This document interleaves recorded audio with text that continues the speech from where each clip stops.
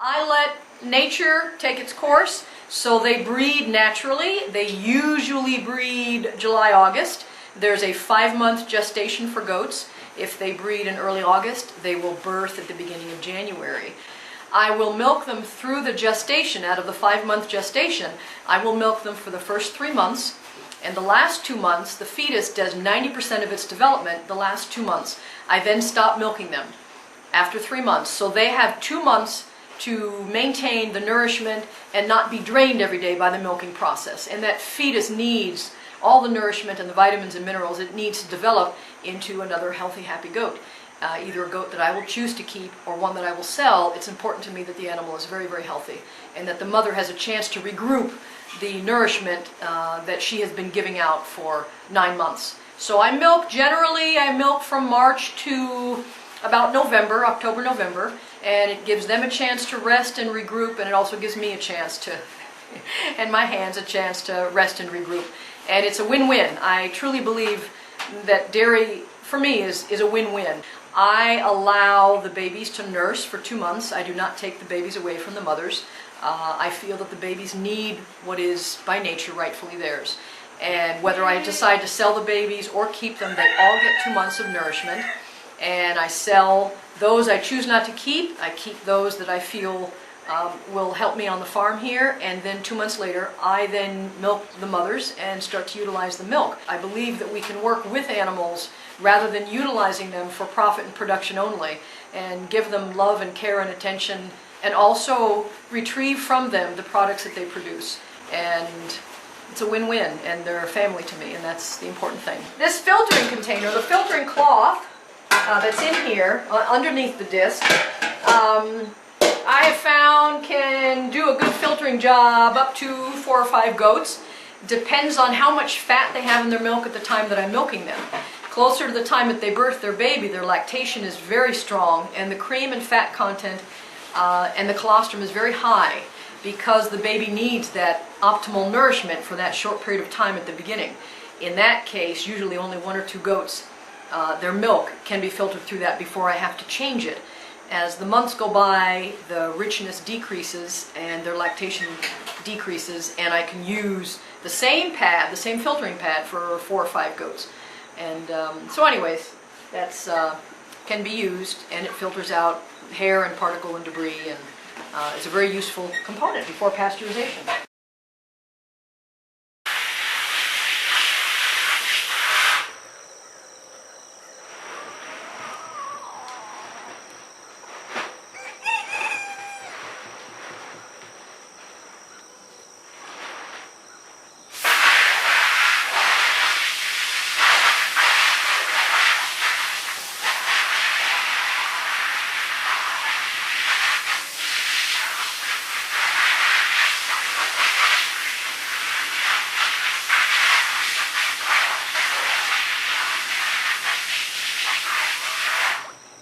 Okay, this is the stainless steel bucket. All the milk, when I milk from the animals, goes into a stainless steel bucket. It then gets transferred to my filtering bucket. So this is the filter that I use. It's made of cloth, and it filters out the debris and the particle that fall into the milk before pasteurization. This is the filtering disc, and I put this in here. This is the tub. And here's the stainless steel bucket. So I push this down tightly so the milk doesn't fall through the cracks, goes through the cloth and gets filtered. Put the lid on, and it goes in the sink.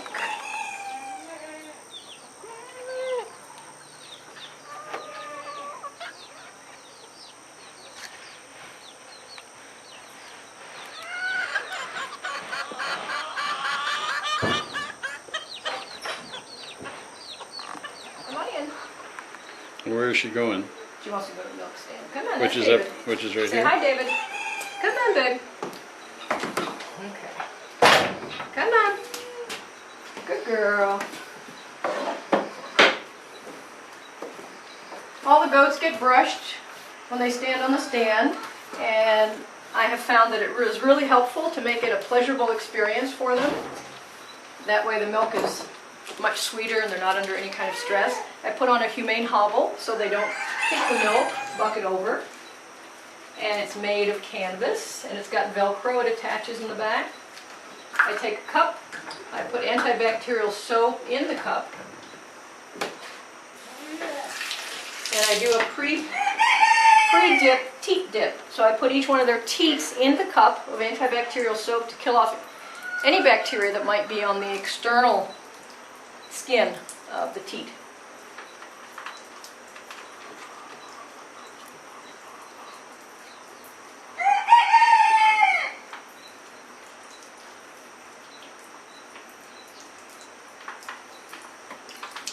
And I wash my hands with the same antibacterial soap. And before each goat, so I don't transfer bacteria from one goat to the next, I always wash my hands and I dry off with a clean paper towel. And I also wipe them off.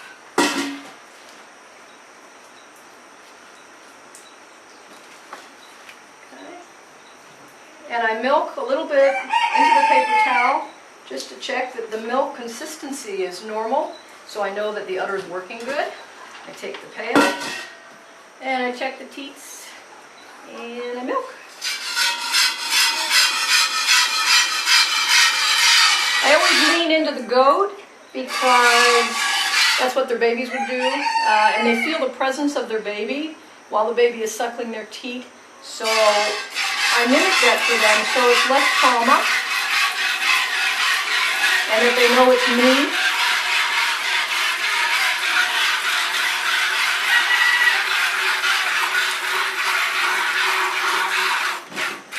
okay, I take this milk and I pour it into the container that's going to be filtered.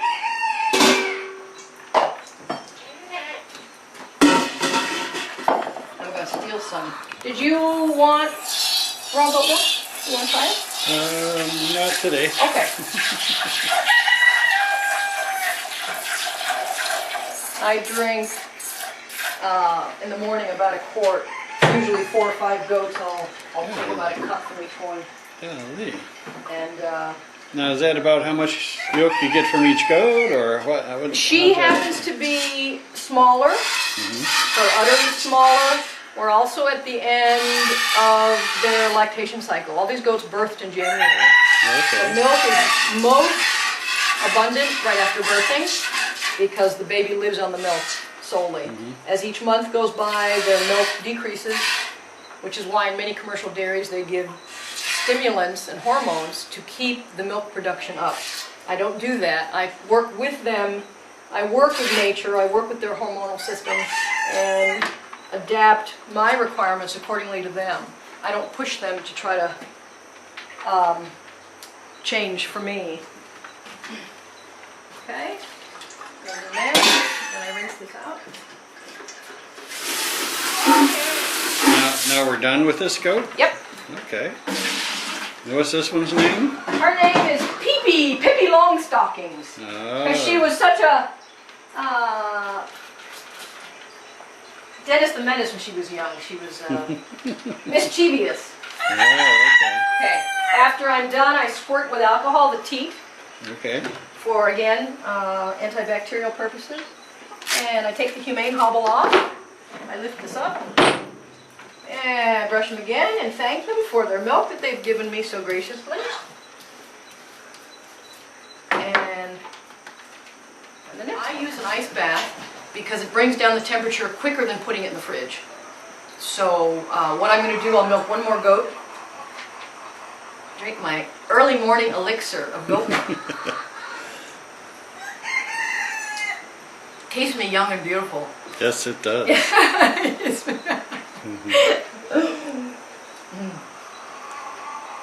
Goat milk is the fountain of youth. I have discovered the fountain of youth. That's goat milk. I think goat milk and mineral baths.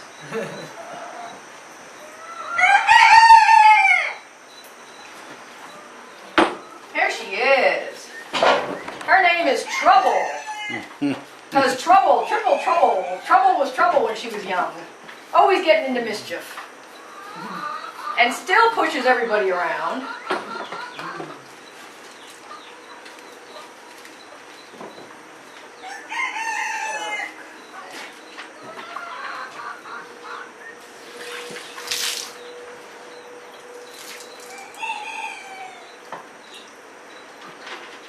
I hold the cup when I do a pre-dip for antibacterial. I hold the cup for about 12 seconds.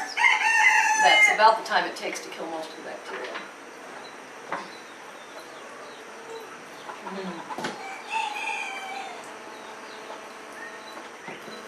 And while I do, I check, make sure that everything's clean and there's no sores or wounds or anything. The udder is a very delicate organ. We take good care of it. Very important.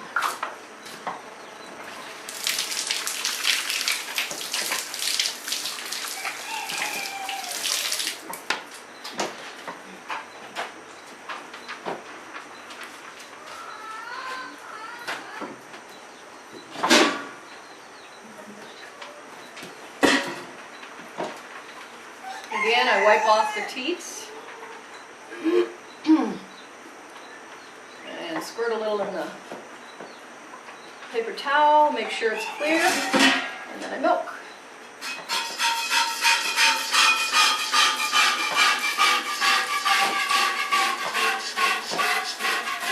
There's a rhythm when I start to milk and I hear that milk in the pail. There's something very soothing to me. Maybe it's to the animal also. There seems to be, there's a relief of pressure for the animal, but this very soothing rhythm.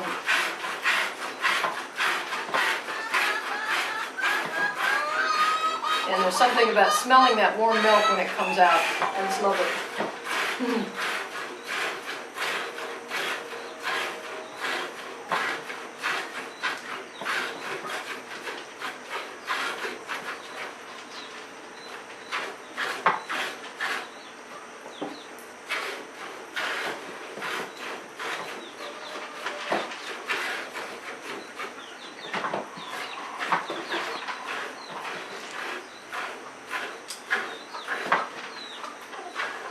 At the beginning of her lactation cycle, she will produce probably 2 gallons a day.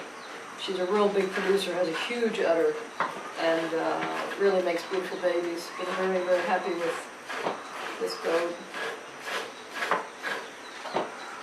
Now, do you milk once a day? Yes. Okay. I milk once a day because that's what's convenient for me in terms of my time frame. And I think 2 times a day would probably stress them in the sense of, at this stage in their lactation, demanding too much, because the milk is a mixture of vitamins and minerals that's withdrawn from their body. So every day when I take out the milk, I'm taking out from what their body's producing. So once a day I feel is a win-win. I get milk and they stay healthy. And milk keeps me healthy. And other people, so, and animals. Okay?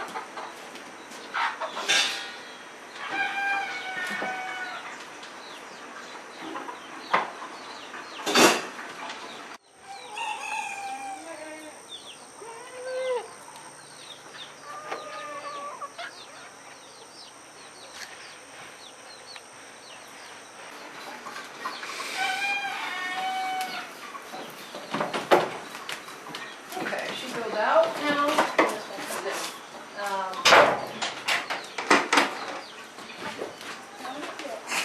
Okay, babe, not yet. Hang on, hang on, hang on, hang on. You're next. I promise. I promise.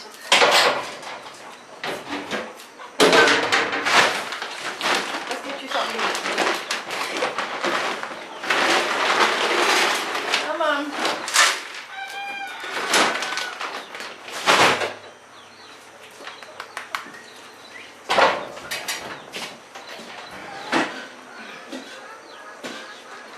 Very important, all the milk, when I milk the animals and I put it through the filtering system, I put it in dark glass bottles because light and temperature will kill the enzymes that are present in the raw milk. So to avoid any kind of damage done to the milk taken from the animal, I use dark glass to prevent light exposure, and then I will immediately put it in an ice bath to decrease bacterial growth and chill it as quickly as possible. Okay.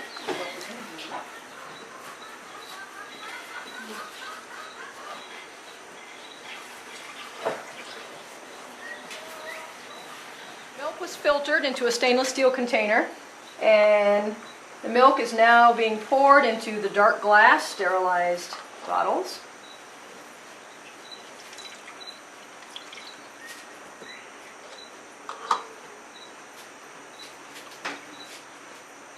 I try to have no more than a 5-minute window from the time the milk comes out of the udder until it goes into the ice bath. That's my time frame to decrease bacterial growth and chill it down as soon as possible. That way it tastes very fresh, and that's the key to having fresh sweet milk. Okay, take it over here. Now, how many of those bottles do you have? I have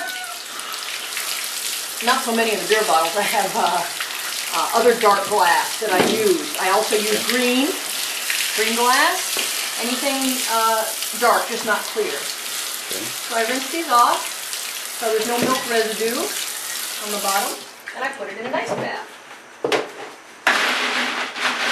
The cap is on tight, and I stick it in there so it gets chilled and brought down to lower temperature. Actually, I'm going to add a little water.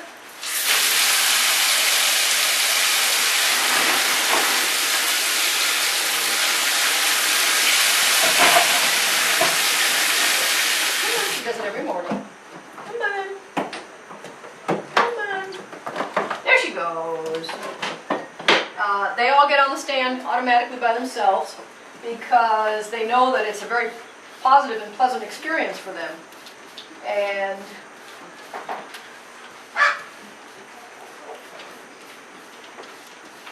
I leave their horns on so they can have a form of self-defense if they run into a predator out there.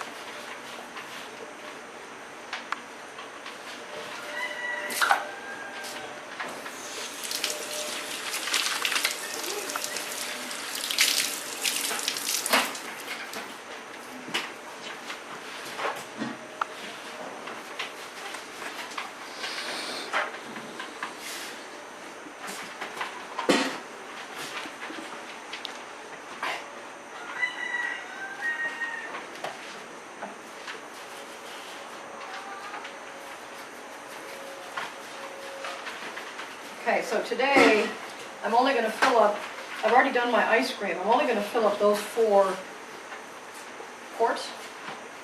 So her milk I won't need today.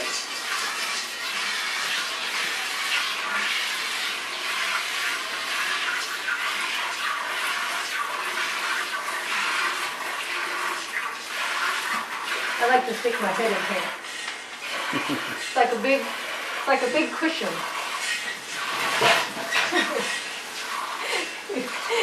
You get to see an adult at play. Like a big pillow.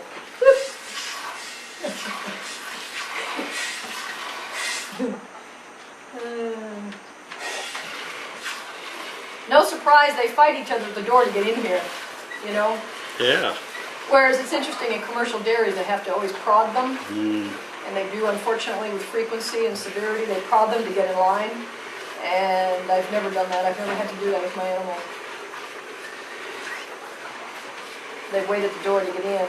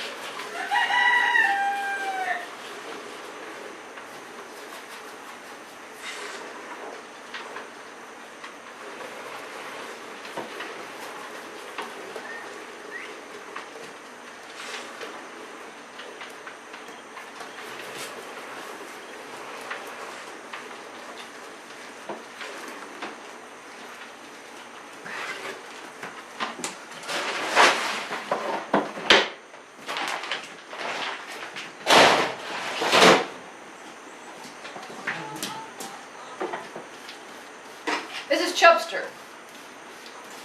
Because she's chubby.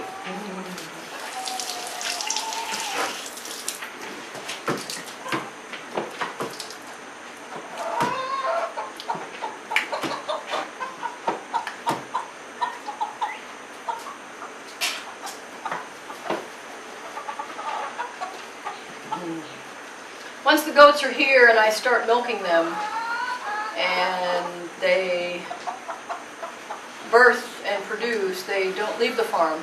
They will be here for the duration of their life. And however old that is, however long that is, they'll be here.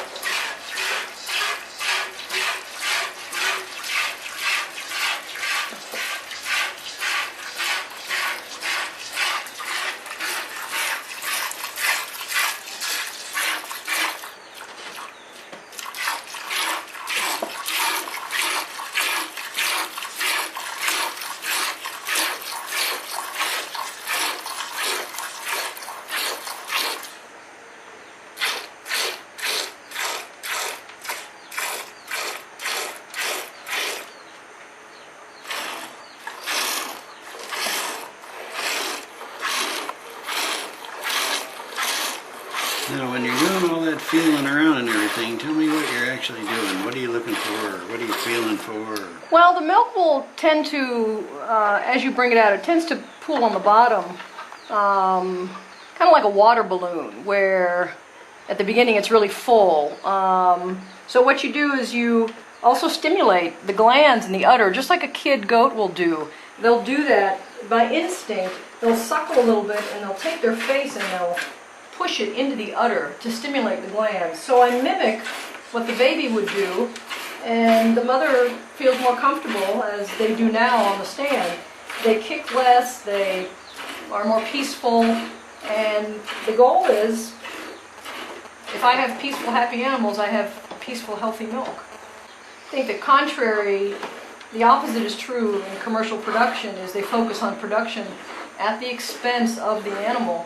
And what happens is the quality of the product goes down, because the animal is what starts at the top of the chain.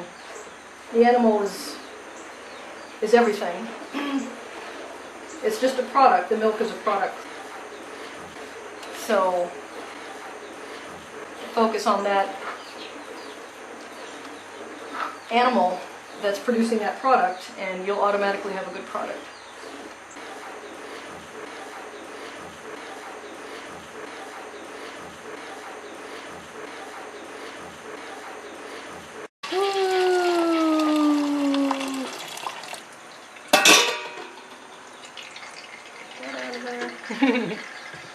That's why we filter. Okay. I try to keep everything covered so it does not get exposed to light. I have the same process why I put it in dark glass. Okay, come on, let's go outside now, because you've had quite a bit.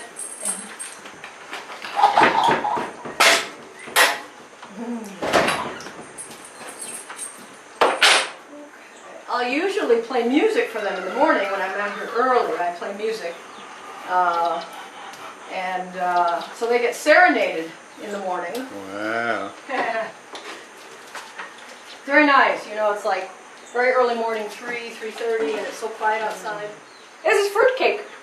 This is fruitcake because she was a fruitcake when she was a baby. Everyone tends to name themselves depending on their personality.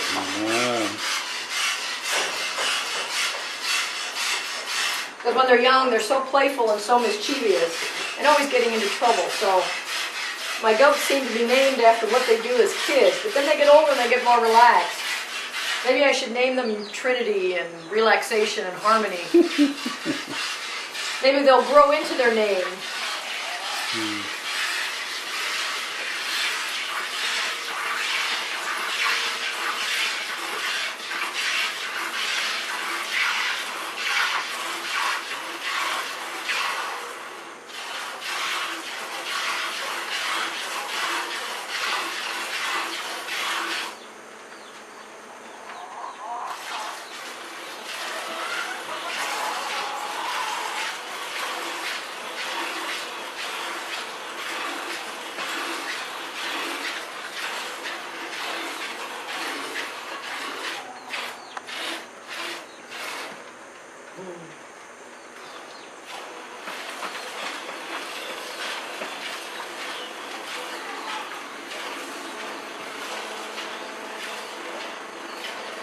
I think milk is one of the healthiest substances on the planet for people that don't have an allergy to it. But I think it contains all the vitamins and minerals and nutrition if the animal's healthy. That's the caveat. If the animal is healthy, the milk is healthy. If the animal is treated with respect and kindness, the product that's produced is respectful and kind milk. And that's very important.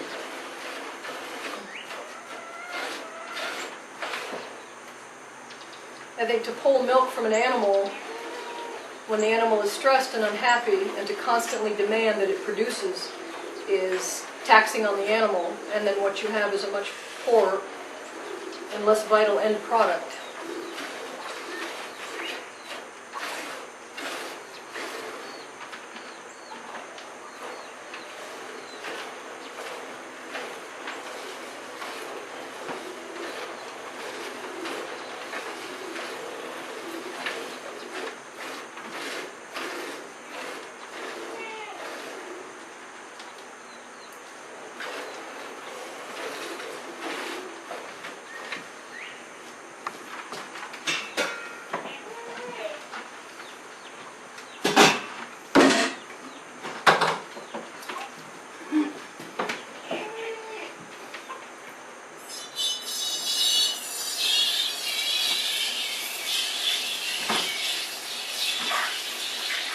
This is like my little personal flask.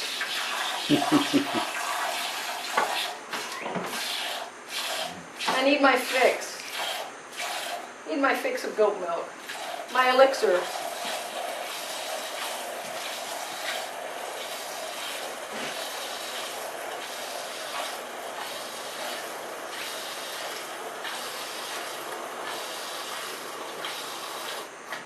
This is the reward for all the work, the fresh milk, but even more so than the product is the bonding with the animals.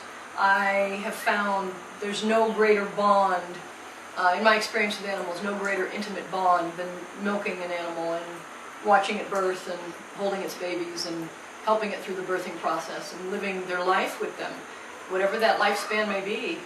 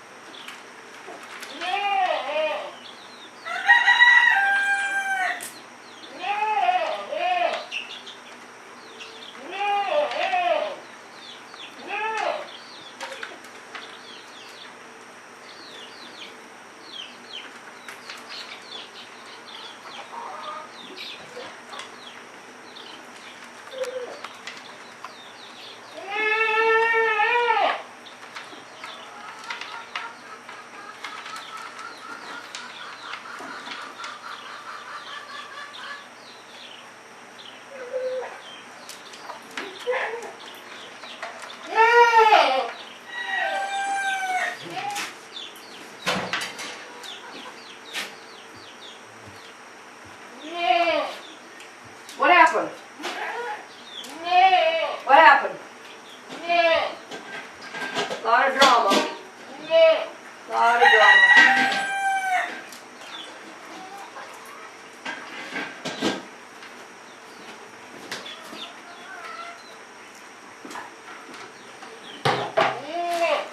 Now, what's this one's name again? This is Mrs. Mamolie. I call her nickname Oh, is okay. Mrs. Choo, Mrs. Choo Choo. But yeah, Mrs. Mamolie. So next to the last or the last? Yeah, it could be either one. I Okay. usually bring her in now. That way she can have a longer time. She needs to eat more usually. She is a big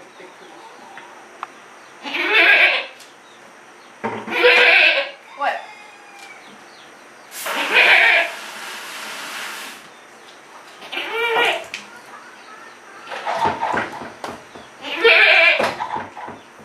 What? Come on, big girl. Come on, sweetie. This is what she does. Come on, big girl. Come on, big girl. All right.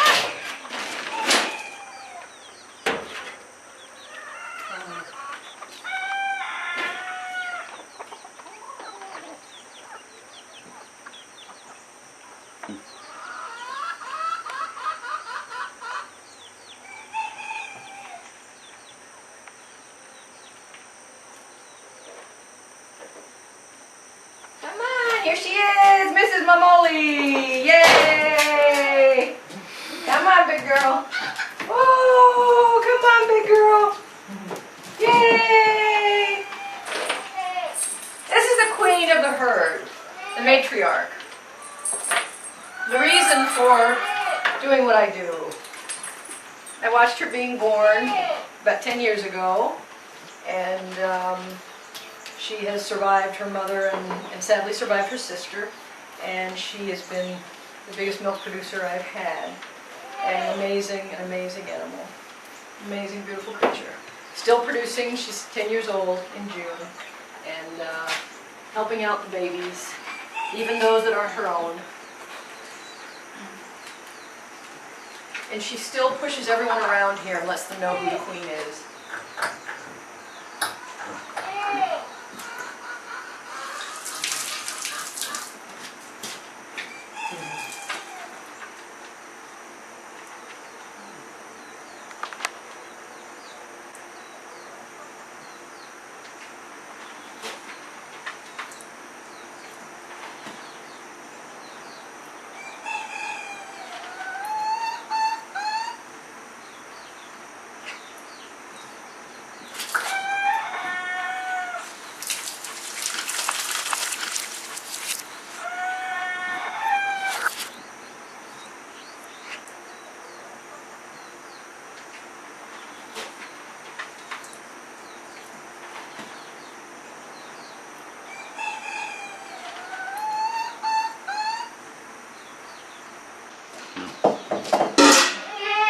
As she's gotten older, her production has decreased. And unfortunately, in so many commercial dairies, that's their life.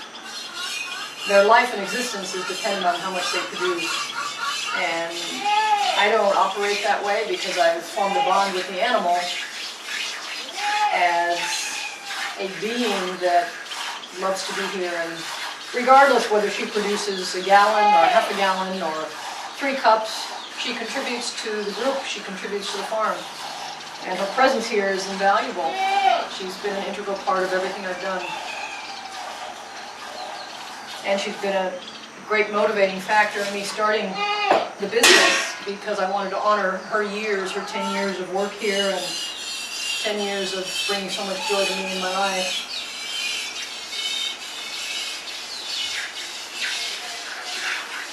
One day she might stop producing altogether, and she'll still be here to end out her natural life on the pasture, probably pushing somebody around. There's Mrs. Mamolie.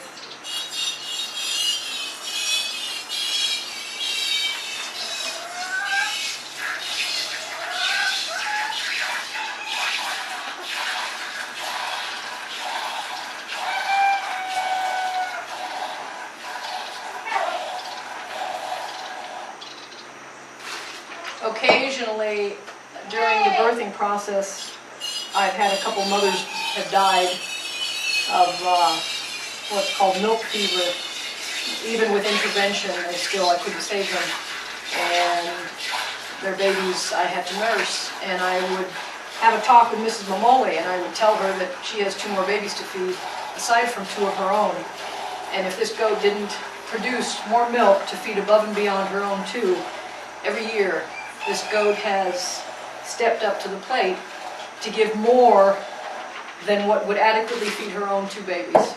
And I've been amazed at how many babies this goat has been able to feed in addition to her own.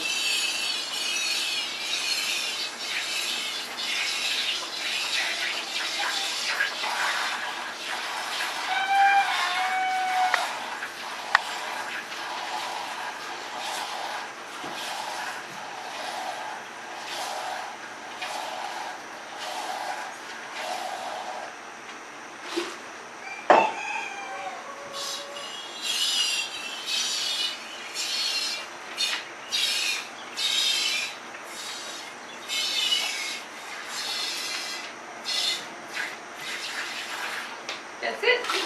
And this is Mamolie.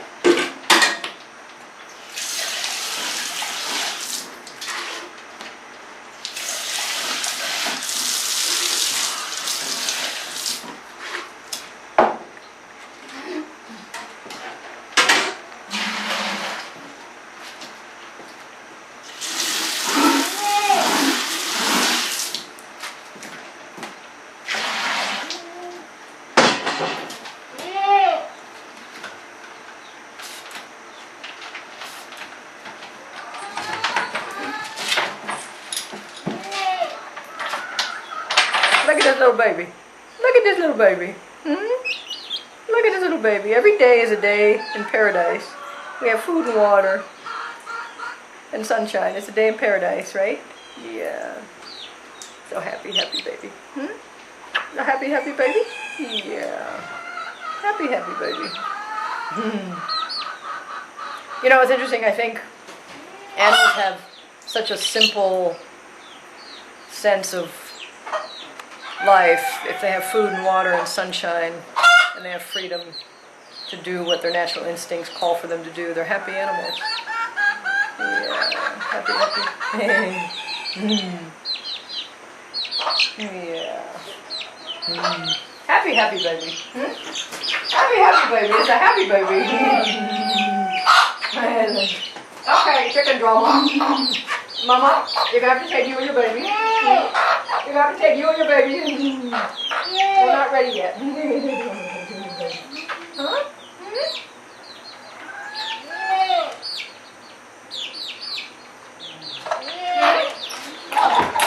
Come on, big girl.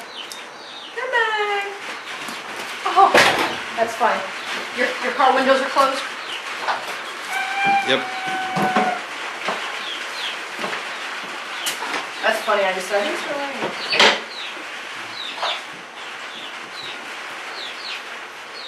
Squeak! This is Squeak. Squeak is Squeak. Because when Squeak was born, that's all she did was squeak. For months. I helped her out of the birth canal. And she was squeaking even then. She was squeaking to get out. And I think when she came out, I think she was squeaking to get back in. I think her whole life has been trying to get back in.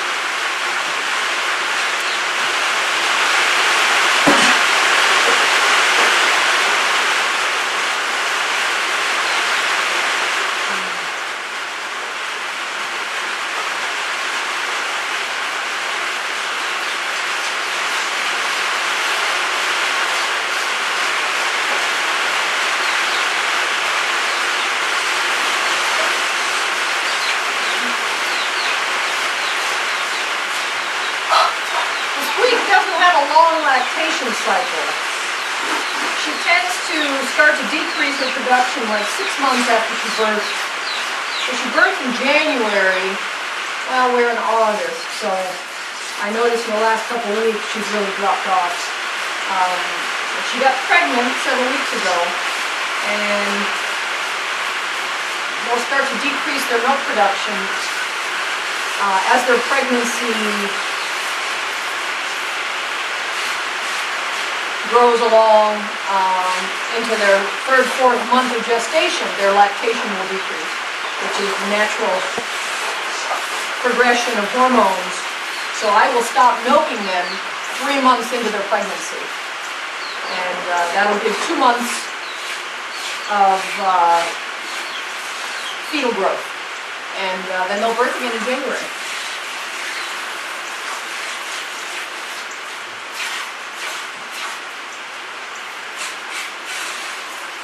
Now, do you have any say or plan or whatever with when they get pregnant, who they get pregnant by, and all that? No.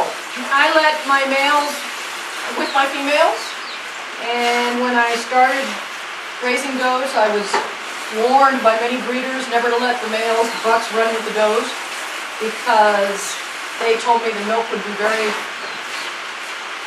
odorous and very goaty. And I thought to myself, well, in nature, the males will always be with the females. And maybe there's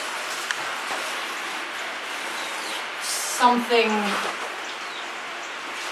and I need to follow nature more than something contrived by humans. So I decided to try and let my bucks run with my does, and I've never had goaty tasting milk, not even in breeding season. I don't know why. I don't know where that goaty taste comes from. It's great for cheese, but not for milk, especially since I make ice cream and I'm not looking for a goaty taste. But when the males are with the females year-round, there tends to be a balance and a peaceful herd. And breeding time happens in about 48 to 72 hours, and the bucks are very busy, and it's the females that start the process by the odor that's emitted, the pheromones. When they go into heat, their heat cycle triggers the male, and his hormones trigger his testosterone. But the males do not initiate, it's the females, the odor from the females. And within 72 hours, 4 days maybe, it's over. All right, you guys, we got a standoff here. This is Choo. This is Choo Choo. Say hi, Missy Choo Choo. They call me Granny, and I got a beard to prove it. They call me Granny. Yeah, sweet baby. She will come up, one of the few goats I have that literally comes up and will seek affection. She'll come up to me and just take her head right here and push. There's a push. Yeah, come on, sweet baby. Okay, come on, big girl. Come on, big girl. All right, Squeak. You want something to eat?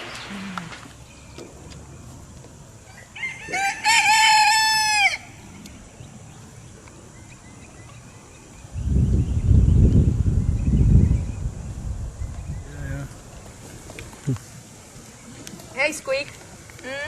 Hey, Squeak. Hey, Squeak.